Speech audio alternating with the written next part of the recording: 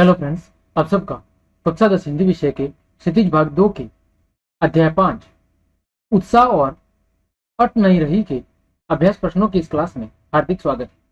हमने चैप्टर 1 से लेकर 4 तक सभी चैप्टर्स के अभ्यास प्रश्न बहुत अच्छे से सॉल्व करा रखे हैं। वो सभी क्लासेस आप चैनल की प्लेलिस्ट पर जाकर आराम से देख सकते हैं। इस क्लास में हम बात कर रहे हैं अध्याय 5 के अभ्यास प्रश्नों की। तो चलिए क्लास शुरू करते हैं। देखें, पहला प्रश्न आपके सामने दिया गया है, वो है कभी बादल से फुहार रिमझिम या बरसने के स्थान पर गरजने के लिए कहता है क्यों। यह आपके उत्साह वाले भाग का प्रश्न है। ठीक है, ये दो भाग है इस चैप्टर के, एक उत्साह और एक अट नहीं रही। तो सबसे पहले हम बात करते हैं उत्साह वाले भाग के प्रश्नों की। तो प्रश्न दिया गया है कि जो कवि है वो बादल से फुहार रिमझिम या बरसने के स्थान पर किसके लिए कह रहा है, गरजने के लिए कह रहा है, ऐसा क्यों है। तो देखिए इसका उत्तर क्या होगा। निराला क्रांतिकारी कवि थे। कैसे कवि थे? क्रांतिकारी। वे समाज में क्या लाना चाहते थे? वे समाज में बदलाव लाना चाहते थे। इसीलिए जनता में चेतना जागृत करने के लिए और जोश जगाने के लिए कवि बादल से फुहार रिमझिम या बरसने के लिए न कहकर किस लिए कहते हैं, वो गरजने के लिए कहते हैं। यानी वो उस गर्जन के माध्यम से जनता में चेतना जागृत करना चाहते हैं, जनता में जोश भरना चाहते हैं। और यहाँ पर गर्जना जो शब्द है वो क्रांति, बदलाव और किसको दर्शाता है? विरोध को दर्शाता है। और इसी कारण से कवि बादलों से किसके लिए कहता है? गरजने के लिए कहता है। ठीक, ये आपका पहला प्रश्न था। आगे बढ़ते हैं प्रश्न संख्या 2 की ओर। दिया गया है कि इस कविता का जो शीर्षक है वो उत्साह क्यों रखा गया है। इस कविता का शीर्षक उत्साह क्यों रखा गया है, इसके पीछे कारण क्या है। तो कवि ने गीत में बादलों के माध्यम से लोगों में उत्साह का सर्जन करने को कहा है। इस कविता में कवि बादलों के माध्यम से लोगों को जागृत करने या उनमें उत्साह को उत्पन्न करने का कह रहा है। वह लोगों को क्रांति लाने के लिए क्या कर रहा है? उत्साहित करना चाहता है। और इसीलिए इस कविता का शीर्षक भी क्या रखा गया है? उत्साह रखा गया है। ठीक, यह आपका दूसरा प्रश्न था। आगे प्रश्न संख्या 3। कविता में बादल किन किन अर्थों की ओर संकेत करता है। यानी इस कविता में जो बादल है वो किन किन अर्थों की ओर संकेत करता है, वो आपको बताना है। तो पहला उत्तर होगा कि जो बादल है वो पानी बरसा कर सबकी क्या करता है? प्यास बुझाता है। और क्या बनाता है? सूखी बनाता है। दूसरा, बादल गर्जन करके क्रांतिकारी चेतना क्या करते हैं? जागृत करते हैं। तीसरा, बादल नव निर्माण कर नव जीवन क्या करते हैं? प्रदान करते हैं। तो इन तीन रूपों में बादल के द्वारा अलग अलग अर्थों में क्या किया गया है? संकेत किया गया है। ठीक, ये आपका प्रश्न संख्या 3 था। आगे प्रश्न संख्या 4। शब्दों का ऐसा प्रयोग जिससे कविता के किसी खास भाव या दृश्य में ध्वन्यात्मक प्रभाव पैदा हो क्या कहलाता है? नाद सौंदर्य कहलाता है। भाव या दृश्य में क्या हो? ध्वन्यात्मक प्रभाव पैदा हो, उसी क्या कहते हैं? नाद सौंदर्य कहते हैं। उत्साह कविता में ऐसे कौन से शब्द है जिनमें नाद सौंदर्य मौजूद है? छाट कर लिखिए। यानी जहां पर शब्दों के माध्यम से कोई खास भाव या कोई खास ध्वनि उत्पन्न होती हो, ऐसे शब्द आपको बताने हैं।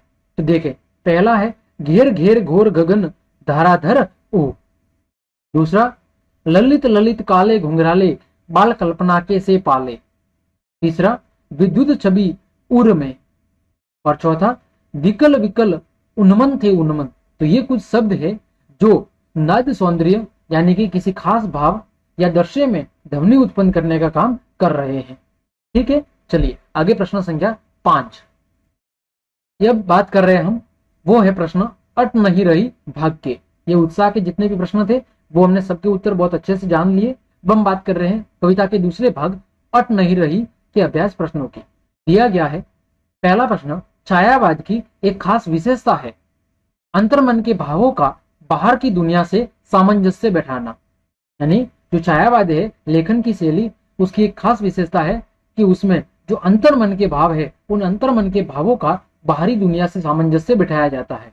कविता की किन पंक्तियों को पढ़कर यह धारणा पुष्ट होती है, लिखिए। यानी कविता की किन पंक्तियों को पढ़कर आपको ऐसा लगता है कि हाँ, जहां पर मन की बातों को इस बाहरी दुनिया से क्या किया गया है? बाहरी दुनिया के साथ उनका मेल किया गया है या उनका मिलाप बिठाया गया है।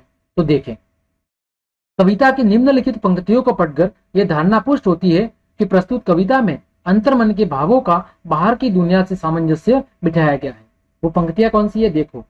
आभा फागुन की तन सट नहीं रही है, उड़ने को नभ में तुम पर पर कर देते हो, आंख हटाता हूं तो हट नहीं रही है। इन पंक्तियों के माध्यम से ये पता लगता है कि कवि के द्वारा जो अंतर्मन की भावना है उसको बाहरी दुनिया के साथ उसका सामंजस्य बिठाया गया है। ठीक, आगे बढ़ते हैं। प्रश्न संख्या 2 दिया गया है कि कवि की आंख फागुन की सुंदरता से क्यों नहीं हट रही है। कवि की आंख है वो फागुन मास की सुंदरता से क्यों नहीं हट रही है, वो आपको बताना है। तो इसका कारण क्या है कि क्योंकि जो फागुन का महीना होता है उस महीने में प्रकृति का जो सौंदर्य है वो अत्यंत कैसा होता है, मनमोहक होता है, मन को मोहने वाला होता है। पेड़ों पर हरी और लाल पत्तियां लटक रही होती है, चारों ओर हरियाली फैली होती है, रंग बिरंगे फूल अपनी सुगंध से मुग्ध कर देते हैं। प्रकृति का नया रंग और सुगंध जीवन में नई ऊर्जा का क्या करती है, संचार करती है। इस कारण से कवि की जो आंख है वो फागुन की सुंदरता से नहीं हट रही है और कवि चाहता है कि ऐसी ही सुंदरता हमेशा के लिए बनी रहे। ठीक है, ये आपका प्रश्न संख्या 2 था। आगे बढ़ते हैं प्रश्न संख्या 3 की ओर। दिया गया है प्रस्तुत कविता में कवि ने प्रकृति की व्यापकता का वर्णन किन रूपों में किया है। यानी कवि ने यहाँ पर प्रकृति की जो व्यापकता है उसका वर्णन किन किन रूपों में किया है वो आपको बताना है। तो देखें, प्रस्तुत कविता में कवि ने प्रकृति की व्यापकता का वर्णन निम्नलिखित रूपों में किया है। पहला, पेड़ पौधे नए पत्ते पाकर क्या हो रहे हैं, खिलखिला रहे हैं। दूसरा, फूलों की खुशबू वातावरण को क्या कर रही है, सुगंधित कर रही है। तीसरा, डालियां कहीं हरी तो कहीं लाल पत्तियों से भर जाती है। चौथा वर्णन, बाग बगीचों में चारों ओर हरियाली छा गई है। पांचवा, कवि को प्रकृति के सौंदर्य से आंख हटाना भी क्या लग रहा है, मुश्किल लग रहा है। तो कवि ने अपनी इस कविता में इन पंक्तियों के माध्यम से प्रकृति की सुंदरता या व्यापकता का वर्णन किया है। ठीक, यह आपका प्रश्न संख्या 3 था। आगे बढ़ते हैं प्रश्न संख्या 4 की ओर। फाल्गुन में ऐसा क्या होता है जो बाकी ऋतुओं से भिन्न होता है। फाल्गुन मास में ऐसा क्या होता है जो बाकी ऋतुओं में नहीं होता, वो आपको बताना है। तो फागुन में प्रकृति की शोभा अपने चरम पर होती है। पेड़ पौधे नए पत्तों, फल और फूलों से क्या हो जाते हैं, लद जाते हैं। हवा सुगंधित हो उठती है। आकाश बिल्कुल साफ और स्वच्छ होता है। पक्षियों के समूह आकाश में विहार करते हैं। बाग बगीचों और पक्षियों में क्या भर जाता है, उल्लास भर जाता है। और इस तरह फागुन का जो सौंदर्य है वो बाकी ऋतुओं से काफी भिन्न प्रतीत होता है।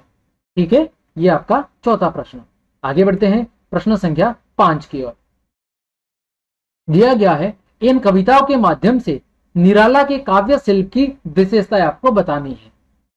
तो महाकवि सूर्यकांत त्रिपाठी, जिन्हें निराला भी कहा जाता है, वो छायावाद के प्रमुख कवि माने जाते हैं और उनकी काव्य जो रचना है, उनकी शिल्प विशेषता क्या है वो देखें। पहली विशेषता है कि दोनों ही कविताओं में प्रकृति चित्रण द्वारा मन के भावों को क्या किया गया है, प्रकट किया गया है। यानी उत्साह और अट नहीं रही, इन दोनों ही कविताओं में कवि के द्वारा प्रकृति के चित्रण को मन के भावों के द्वारा दर्शाया गया है। दूसरी विशेषता, मानवीकरण अलंकार का प्रयोग हुआ है। पहली कविता में बादल को गरज गरज कर बरसने को कह रहे हैं, तो दूसरी कविता में कवि फागुन से क्या करते हैं, बातें करते हैं। यानी मानवीकरण अलंकार का बहुत अच्छे से उपयोग किया गया है।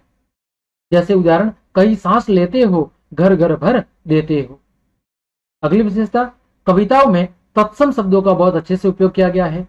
चौथा, गीत शैली का प्रयोग हुआ है और लयबद्धता साफ दिखाई देती है। पांचवी विशेषता, कई सारे अलंकार जैसे अनुप्रास, रूपक, यमक, उपमा आदि का बहुत अच्छे तरीके से उपयोग किया गया है। ठीक है, तो इस प्रकार हमने आपके अध्याय 5 के अभ्यास के जितने भी प्रश्न थे उन सभी प्रश्नों को बहुत अच्छे से समझ लिया है। उम्मीद करता हूं सारे प्रश्न आपको अच्छे से समझ में आए होंगे। तो क्लास देखने के लिए आप सभी को धन्यवाद। अगर आपको क्लास पसंद आई है तो फिर लाइक, कमेंट, शेयर और सब्सक्राइब जरूर करें।